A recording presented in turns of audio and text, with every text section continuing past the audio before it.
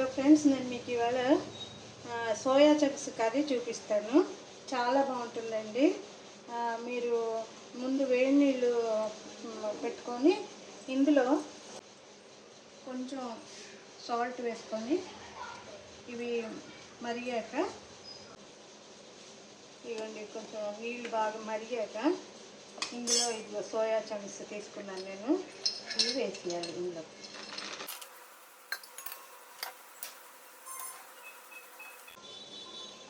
వేసేసి ఒక మూత పెట్టి ఒక 10 minutes ఉంచాలండి. ఉంచితే అవి బాగా సోక్ అవుతాయి అన్నమాట. ఇదిగోండి, ఇది 10 నిమిషాలు మూత పెట్టి ఉంచాను. ఇగో చూడండి, చక్కగా పొంగాయి. ఇప్పుడు వీటికి మనం ఏం చేయాలంటే 2-3 సార్లు కడగాలి. శుభ్రంగా కడిగేసి శుభ్రంగా పిండేసి తీసుకోవాలన్నమాట. ఇదిగోండి, కడాయి పెట్టుకొని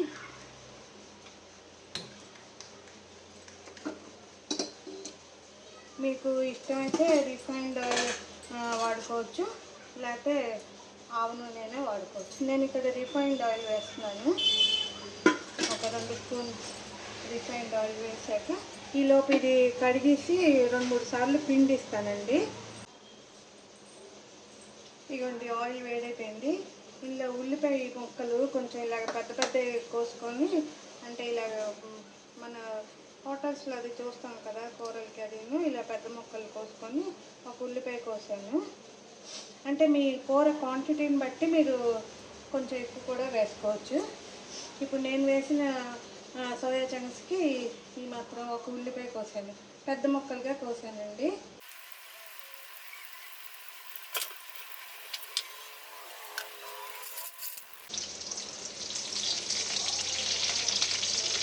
ఇది క్రంచీనెస్ ఉండాలండి కొంచెం, అంటే జస్ట్ పచ్చివాసన పోయే వరకు వేయించాలి. అందులో ఇదిగోండి సిమ్లా మిర్చి కూడాను ఇలాగే ఉల్లిపాయ ముక్కలు ఉండిపోయి, ఇదిగోండి సిమ్లా మిర్చి కూడాను కొంచెం ఇలా పెద్ద ముక్కలుగా కోసుకొని గింజలు లేకుండా తీసి వేసుకోవాలి. ఈ మాత్రం చాలు. చూడండి,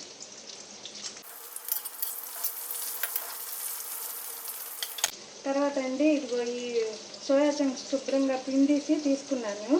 ఇందులో ఇదిగోండి కొంచెం ఉప్పు, కొంచెం ఇదిగోండి పసుపు, కొంచెం ఉప్పు పసుపు,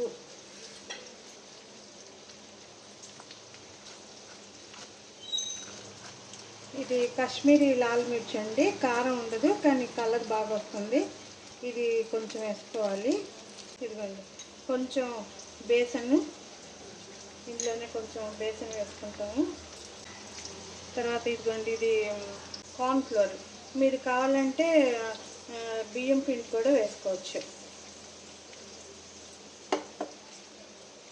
ఇది ఒక బేసన్ ఒక స్పూను, తర్వాత బియ్యం పిండి అయినా కార్న్ఫ్లోర్ అయినా ఒక స్పూను వేసుకోవాలి. ఇందులో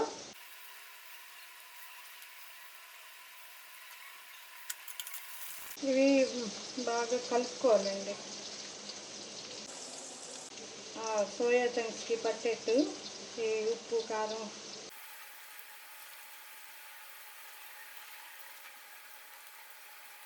ఇదిగోండి శుభ్రంగా కలుపుకొని ఉంచుకోవాలి.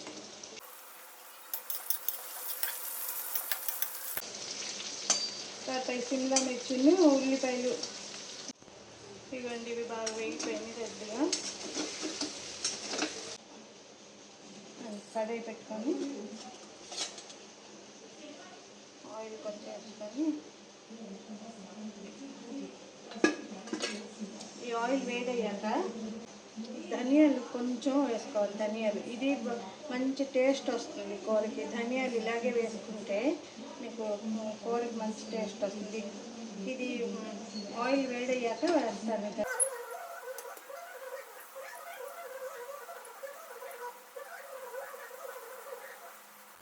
ఇక ధనియాలు కొంచెం వేస్తున్నాను.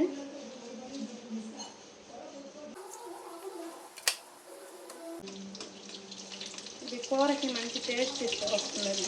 ఇది కొంచెం వేగాక ఇవ్వండి సన్నగా కోసుకున్న మీడియం సైజు ఉల్లిపాయలు బాగా సన్నగా కోసుకోవాలి. ఇవి మీడియం సైజు ఉల్లిపాయలు 2 కోసాను. ధనియాలు వేయాలి. ఇప్పుడు ఈ ఆనియన్ చాప్ వేసుకోవాలి, సన్నగా కోసుకోవాలి.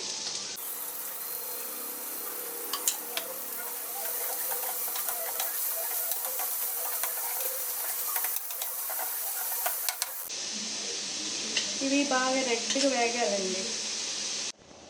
ఇదిగోండి చూస్తున్నారు కదా, రెడ్గా వేగినాయి. ఉల్లిపాయలు బాగా వేగిపోయినాయి. ఇప్పుడు 1 స్పూన్ అల్లం వెల్లుల్లి పేస్ట్ వేసుకోవాలి.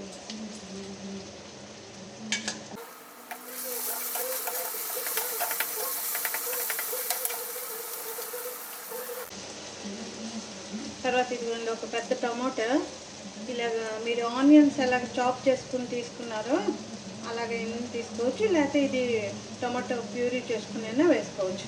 నేను ఇక్కడ చాప్ చేశాను, ఇప్పుడు ఇక్కడ వేస్తున్నాను.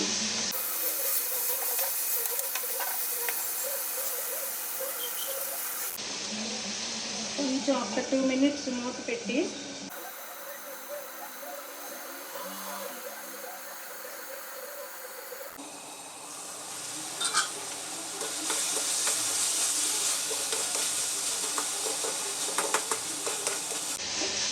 చూసారా, రెడ్గా అయిపోయింది. అన్ని టమాటాలు ఉల్లిపాయలు అన్నీ బాగా వేగిపోయినాయి.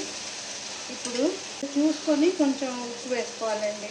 ఎందుకంటే మనం సోయా చంక్స్లో వేసాము, ఉడికించినప్పుడు వేసాము, అందుకని కొంచెం చూసుకొని వేసుకోవాలి. అది ఉప్పు, పసుపు కొంచెం వేసాను.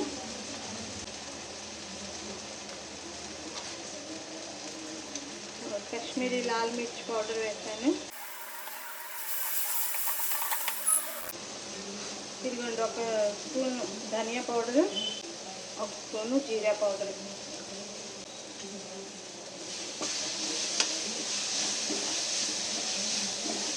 ఇది కొంచెం వేయించి పెద్ద ఉల్లిపాయలను సిమ్లా మిర్చి వేయించి ఉంచుకున్నాం కదండి, అది వేసేయాలి.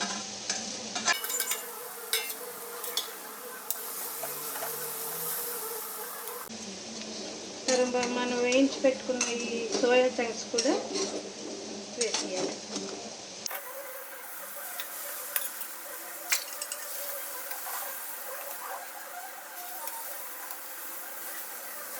కూర ఎంత బాగున్నదో చూడడానికి, వెరైటీగా ఉన్నదండి. వాటర్ వేసుకొని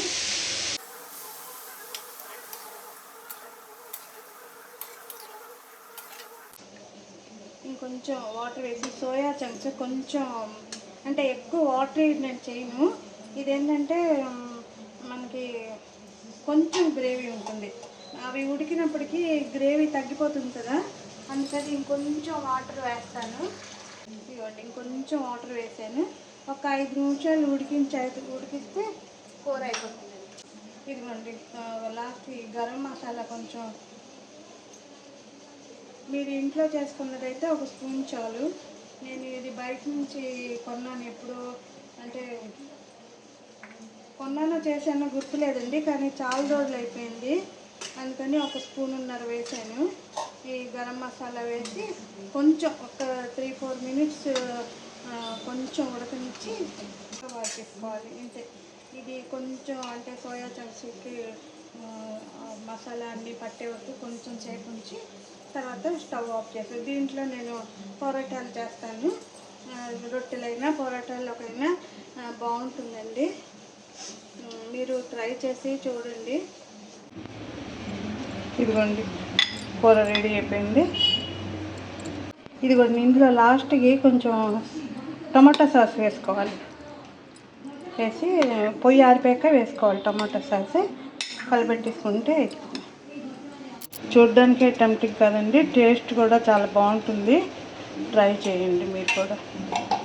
మీకు ఈ కంటెంట్ నచ్చితే సబ్స్క్రైబ్ చేసుకోండి, షేర్ చేయండి, లైక్ చేయండి. ఓకేనండి, ఉంటాను మరి.